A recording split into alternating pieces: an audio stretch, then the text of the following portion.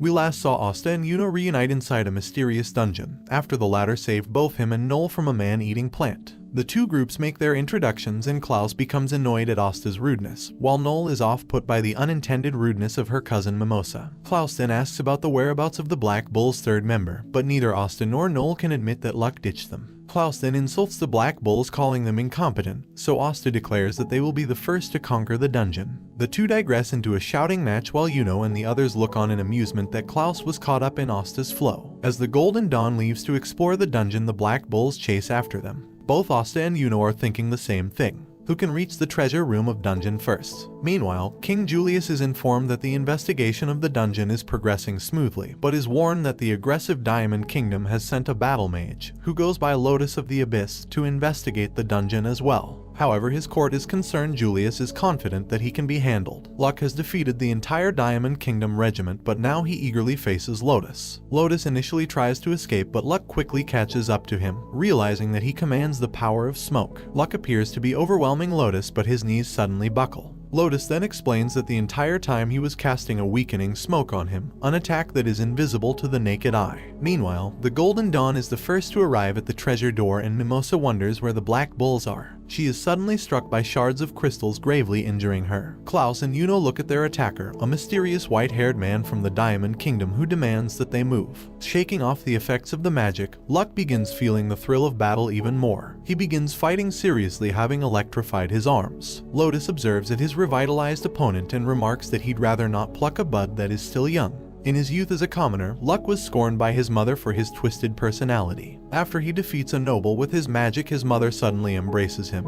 and convinces him he must keep on winning.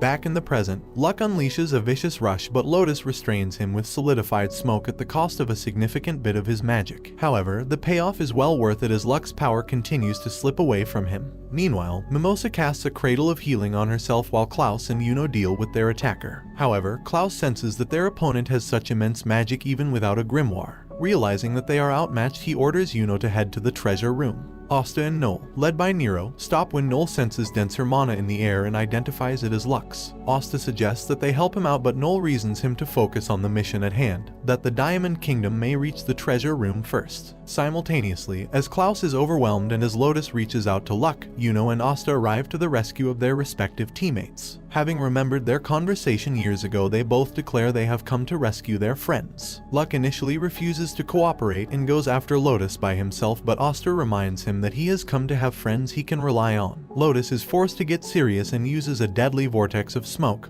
trapping the Black Bulls. Luck hypothesizes that Lotus can sense their magic through the fog, so he uses lightning bolts to herd him into an area where Asta is waiting. He slices him in the air, sending him crashing into a wall. Meanwhile, Yuno simultaneously summons wind blades and a wind eagle to fight their attacker, a feat which impresses Klaus. But to his horror, Yuno is easily beaten regardless, and the gap in their abilities is as clear as day. Lotus's injuries forces him to retreat in a smoke car. The Black Bulls give chase, but they end up losing him. Luck suggests they get a move onto the treasure room, irritating Noel as that was supposed to be their aim from the beginning. However, Luck's sensory magic acts up and informs them that someone far stronger is here. While Lotus regretfully retreats, he leaves the mission to Mars, the Diamond Kingdom's secret weapon. Klaus is horrified at the difference in levels between them and Mars and recognizes him as a specially designed battle mage. Yuno continues to fight on in vain as his wind-based attacks appear to have no effect on the mineralized Mars. Mars tells him to give up, but Yuno, knowing that Asta would never do such a thing, is galvanized and continues his assault. Mars drops a giant sword on him, but he is saved by Asta, who slices it clean in half. After Asta exchanges banter with Yuno, he turns his attention to Mars, who he quickly puts on the ropes. Klaus is astounded that a peasant with no magic could put up a fight when the Golden Dawn struggled so much. Soon, Luck and Noel arrive to support them against Mars' diamond clones. Asta relentlessly attacks Mars, smashing apart every attack that is thrown at him.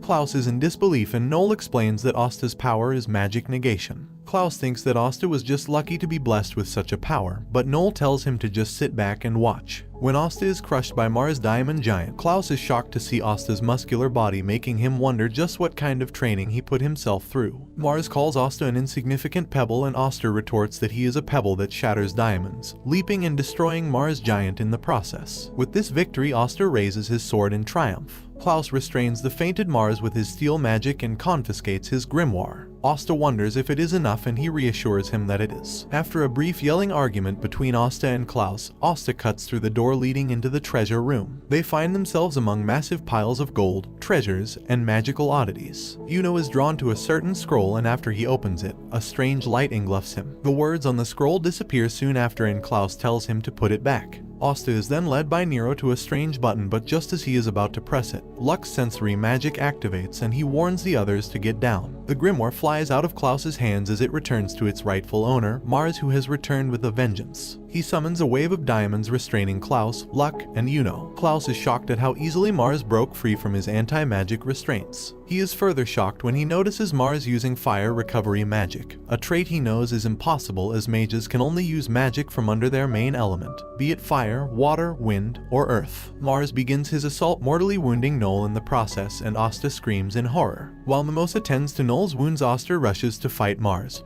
But now he is aware of Asta's powers. He instead overwhelms him with speed, sending him crashing through a wall. Mimosa then begins using the strongest magic she possibly can, acknowledging Noel's efforts and hard work all these years. When Asta comes to, Nero flies towards a smaller, more nimble sword which Asta picks up. He uses it to attack Mars, and to great effect as it also has anti-magic properties, but it is light enough that he can use successive strikes. Noel reawakens and gives Asta words of encouragement, saying, "You are the first peasant I have ever acknowledged." Asta's new sword glows blue, which allows him to unleash a water slash on Mars, negating his fire recovery and knocking him unconscious. However, Asta is gravely injured in the process and he collapses. Mimosa rushes to tend to Asta, but she is worried that her magic may not be enough. An unconscious Mars recalls his time in the Diamond Kingdom's experimental labs, where he was forced to kill his only friend called Fauna. As the sole survivor of their forced battle royale, the scientists decide to implant him with magic stones and Fauna's fire magic. Meanwhile, Mars regains consciousness, and in a fit of rage against Asta, he prepares to deliver a fatal blow.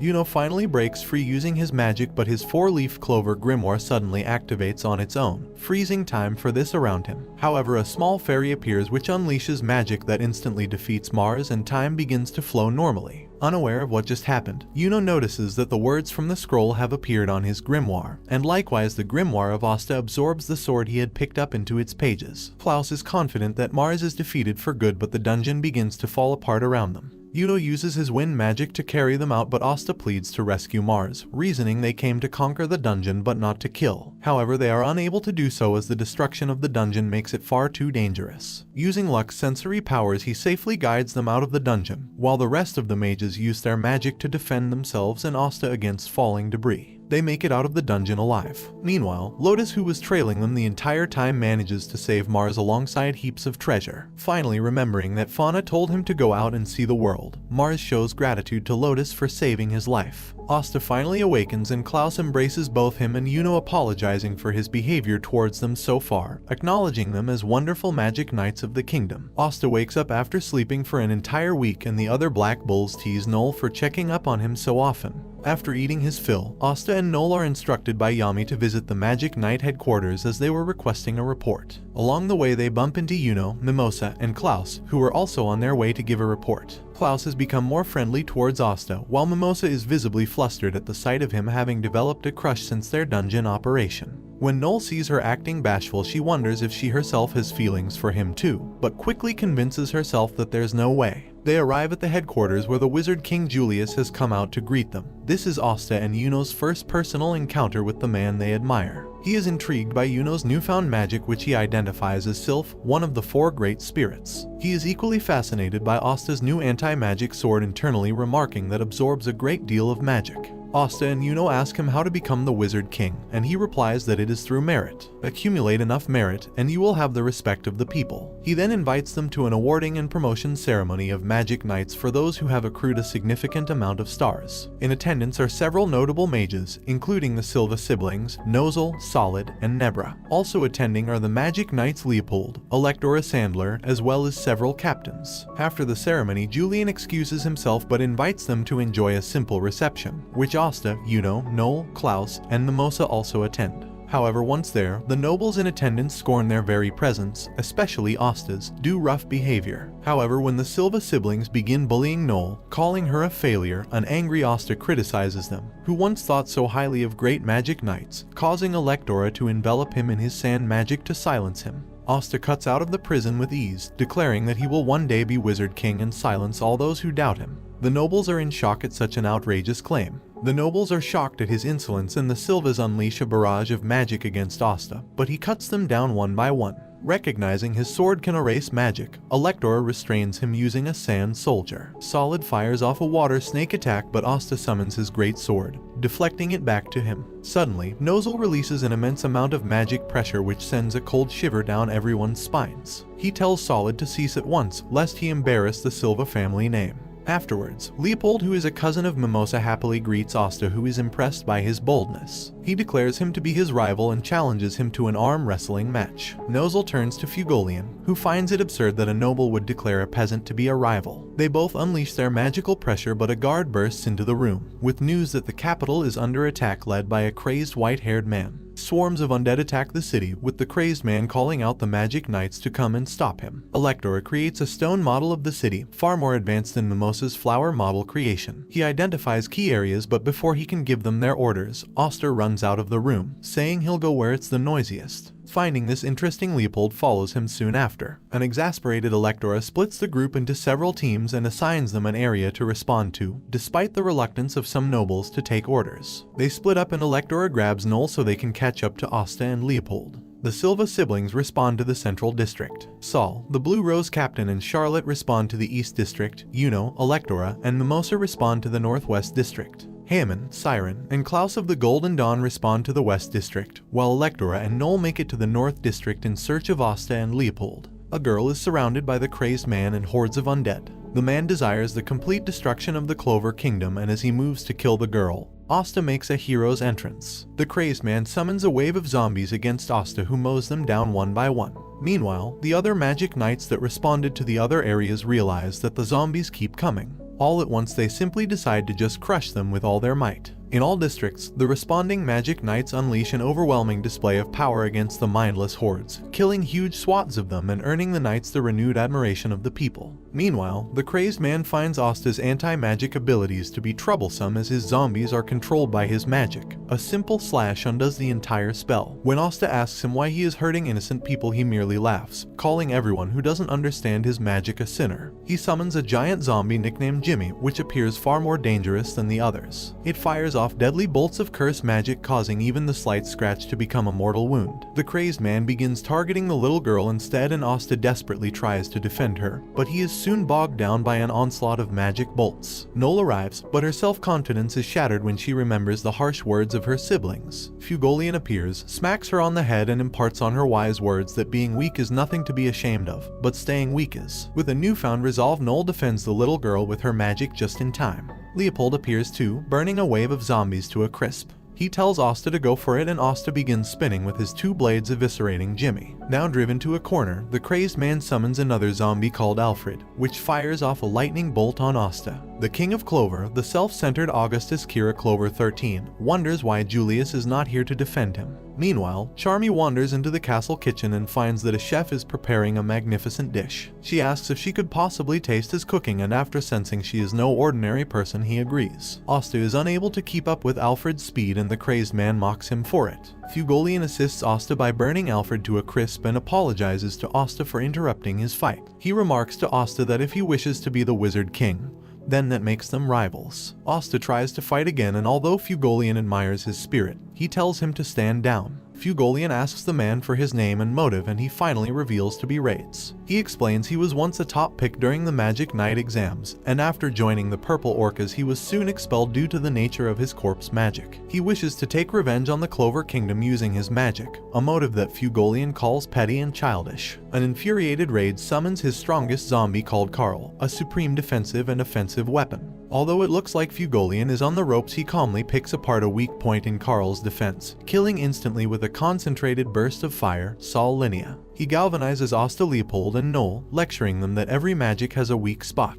With raids weakened, the various zombies and corpses around the city begin to fall one by one, as the Magic Knights wonder what the purpose of the attack was, while Yuno resolves to become stronger. A witch looks on at the recovering city, who remarks that it is too early for them to be celebrating. Raids is further driven into a corner after his last zombie is defeated by Noel and Leopold. Fugolian restrains raids with fire claws and confiscates his grimoire despite his protests. When he opens it, he is surprised to see that it only has one spell, raising a corpse. Asta admonishes Raids for going down this path even when his magic was so powerful he was able to become a high-ranking magic knight. A voice receiver in Raid's ear tells him that he was too weak to fight a captain, and tells him to follow the plan. Suddenly, across the city, the various captains fall into a black hole and are sent several kilometers away from the city. Catherine the Witch then begins sucking out the life force of the citizens to retain her youthful appearance. However, she is surprised to see Yuno, who managed to avoid being sucked into the black hole. Yuno engages her in battle and asks what their goal is. She obliges and says that they are after a certain someone. Likewise, Fugolian interrogates Raids for the target of their attack, and he reveals that their target is none other than the captain of the Crimson Lions, him. Fugolian is surrounded by spatial magic transporting him to a strange place. Meanwhile, Yuno gradually succumbs to Catherine's curse bolts and he gradually loses his 5 senses. He laments that his power is not enough and that even Sylph's magic does not come out willingly. However, he suddenly gains a sharp mana-sensory ability, and remembering that Asta never gives up, neither does he. He is finally able to summon Sylph willingly and blows away Catherine with a mighty hurricane. A bewildered Fugolian explores the strange, white room he has been teleported into, where he is surprised to see a familiar face. Catherine is sent blasting into the castle, where she ends up in the same kitchen as Charmy. Now old and withered, she attempts to absorb Charmy's magic, but the latter thinks that she is after her food. She angrily summons a giant sheep which sucks up Catherine's magic and beats the daylights out of her. Now defeated, the aged citizens turn back to normal. Charmy scrambles to catch her plate of food, but it is saved by Yuno, whom Charmy is infatuated with, naming him as her food prince. As they interrogate Raids where Fugolian has been taken, Noel infers that the spatial magic caster must be nearby. Asta instinctively attacks a pile of corpses, where a magician named Vados is hiding, who commends him for finding him. Regardless, their mission is complete as he summons a portal where the body of Fugolian falls through, bleeding profusely and missing an arm. This brings shocks Noel and Asta while Leopold is frozen in grief, unable to act. Noel rushes to stop Fugolian's bleeding. His grimoire is still intact, which means that he is still alive. She screams at Leopold to help her, but he remains catatonic.